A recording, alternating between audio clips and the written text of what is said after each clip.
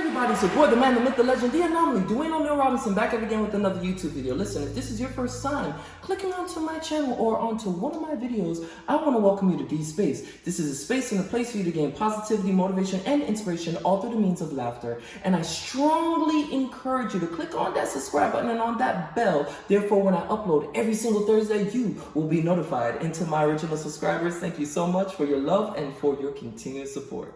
All right. A squared plus B squared equals C squared. And that's the paragram theorem. Let me just hit this up. Oh, hey, you guys know what time it is. It's time for the Black History Fact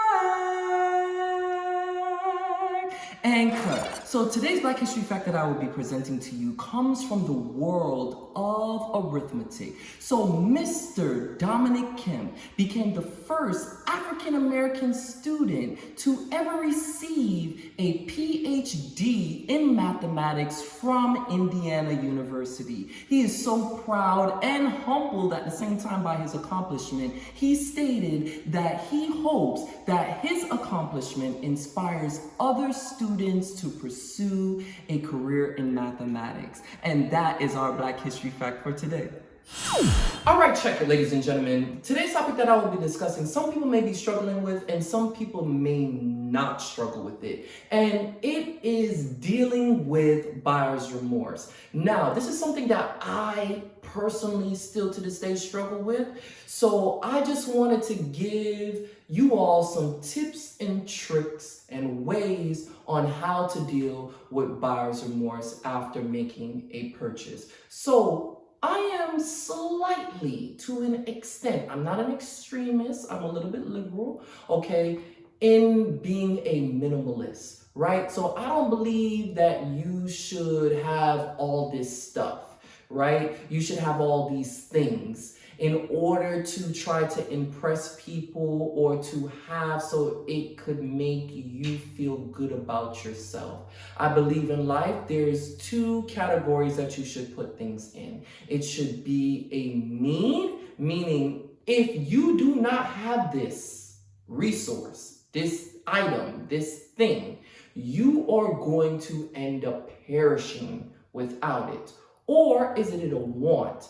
You know, it's something that you desire. It's something that you really crave for. It is something that you just want to have because it's going to bring you some inner peace. It's going to make you happy. It doesn't matter about what everybody else says about it. If someone compliments you or does not compliment you on that particular item that you purchased, you don't feel happy or sad about it. You're still happy because it made you happy. You're not attached to that particular item, or making that purchase is not going to make you feel better or less than. It's just going to make you feel great. You understand? So that's how I break things down. So for me, I believe dealing with buyer's remorse has a lot to do with your upbringing. So I didn't really come from much. I had to just be content with what my parents were able to provide for me. I had to wear Payless shoes with my uniform.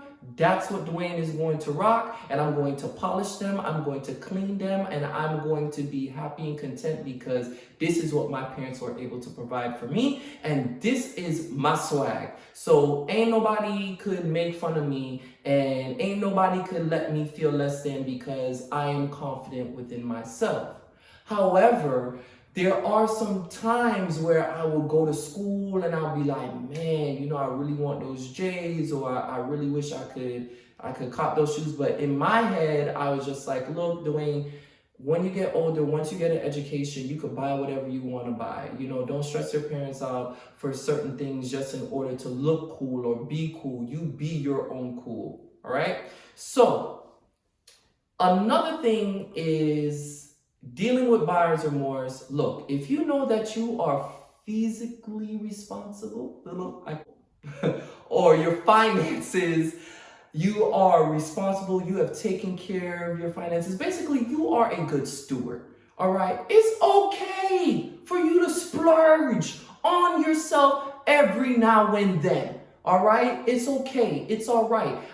Some people splurge on themselves once a month. Some people splurge on themselves once a quarter. Some people splurge on themselves every day. I think, to each its own, whichever tax bracket you are in, however your salary and how your pockets are set up, that is up to you. However, for me, I'm really bad at treating myself. I ain't even gonna lie. I'm not gonna lie.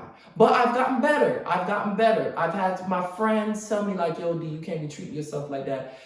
And I just explained to them, like, this is something that I really struggle with. I really struggle with buyer's remorse. And let me tell you why. My thing is this. If it is not a need, or if it is something like, I could say, oh, I want those pair of shoes. I want them sneakers, right?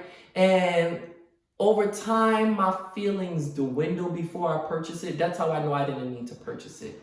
But there was this one particular time I was going to New York during the winter with a very, very near and dear friend of mine, and we were going shopping for the trip. So I was like, man, I saw this coat, and let me tell y'all, the coat was fire. I was just like, I got to have this coat. And I kept on talking about it. I kept on like thinking about it. And my friend, she was just like, yo, listen to me. Dwayne, you keep on talking about this coat. I need you to shut up and just buy the coat. And I'm like, man, it's the money. It's not the money. And she's like, you only live once a week. You never buy nothing for yourself. So I said, all right. Let me go to my books. So I started, calculating, and I realized that I could make this investment, because I ain't gonna lie, that jacket, this coat was not cheap, okay? So I purchased it and I was so happy. But the reason why I purchased it was, one, if you heard what I said, I saw it as an investment. Why did I see it as an investment? Because anytime that I travel and I know I'm going to go to a cold region, I know that I have this coat that I could wear and that I could rock and feel confident and great in. No matter who tells me that I look good, and I already know I look good. You ain't got to tell me. And the fact that I'm going to have this coat for a lifetime. I'm an adult. I'm not going to grow anymore. And third, if I have children or whatever the case may be, or I should speak it into existence, when I do have children, if God so finds fit, if that is in his will for me, I will be able to pass that coat on to my son or even to my daughter. So that is how I deal with buyer's remorse. And it's very important. If you want to purchase something, save up for it. If you have made that purchase and you really feel regret about it and you're like, man, I don't really like it anymore, return it and get your money back within the return policy. And make sure you ask if there is a return policy, because sometimes once you buy something, it's a wrap, like you stuck with it. So make sure you know for a fact this is something that you definitely want to purchase and something that you want to have, or something that you need. If you feel as if, again, like the feeling it goes away and you're really turned off by it and you don't really need it, that means that it's not really a need. It's one of those seasonal wants that I call them. All right, make sure you take care of your financial responsibilities. If you're putting yourself in a deficit to get something that you want versus something that you need, then that's something that I personally think that you need to check. And in that instance, if you do have buyer's remorse for something, for that particular thing, then you need to definitely check that. All right. Now, I'm not here to tell people how to spend their money, because money is a very fickle thing and people are very sensitive when you talk about how to spend their monetary resources. I'm not here to do that. But for instance, what you may spend $1,200 on, I may not spend $1,200 on. So I may think it's better to spend $1,200 on an experience such as a trip, versus somebody may feel that it's better to spend $1,200 on, a purse, a pair of shoes, or putting that money towards a down payment for a car, or even investing it. It's your own prerogative. It's your own priority. But again, I'm talking about a personal experience. If you're struggling with buyer's remorse, you've made a purchase and you feel as if, man, this wasn't the right thing, then you know for a fact that it wasn't the right thing. However, if you're not someone who spends money on themselves all the time and you're feeling guilty, you need to identify why you feel guilty. And it may be because of your upbringing. It may be because you know that money could have gone towards someplace else. But if you know for a fact like you're good and you're in the clear, don't feel guilty about it. You did something that you're truly happy with. Be happy and enjoy that particular item and just enjoy the time that you have with it and make great memories with it. So therefore, at the end of the day, you only live once and you're enjoying your life. Okay, so that is my best advice that I could give you all with dealing with buyer's remorse. I think it's very important for you to definitely identify within your own individuality, because you know yourself best. And in order for you to grow and move and invest and to shake and to grow financially, you have to target these things in order to move forward and to grow your kingdom, your entity, and your financial portfolio. Okay? So I hope you guys have a great one. Until next week, Thursday. Peace.